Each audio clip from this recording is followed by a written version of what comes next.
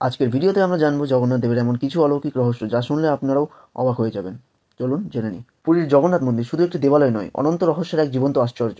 পুরীর সমুদ্রের তরঙ্গের গর্জন, কিন্তু আশ্চর্যের বিষয় হলো মন্দির চত্বরে ঢুকলেই সেই সমুদ্রের শব্দ একেবারে মিলিয়ে যায়, যেন কোনো অদৃশ্য শক্তি মন্দিরকে রক্ষা করছে যুগ যুগ ধরে। প্রতিদিন মন্দিরের চূড়ায় থাকা পতাকা বদলানো হয়, কিন্তু প্রশ্ন হলো হাওয়া যেদিকে প্রবাহিত হয় পতাকা উড়ে ঠিক তার উল্টো দিকে। বিজ্ঞানও এর নির্ভুল ব্যাখ্যা দিতে পারেনি আজও। মন্দিরের উপরে থাকা সুদর্শন চক্র আপনি শহরের যে কোনো পাশ থেকে দেখুন না কেন, চক্রটি সব দিকেই মুখ করে আছে বলে মনে হবে। এ যেন এক দিগন্ত জুড়ে জগন্নাথের উপস্থিতি, জগন্নাথের ভোগ। প্রতিদিন লক্ষ লক্ষ লোকের প্রসাদ তৈরি হয়।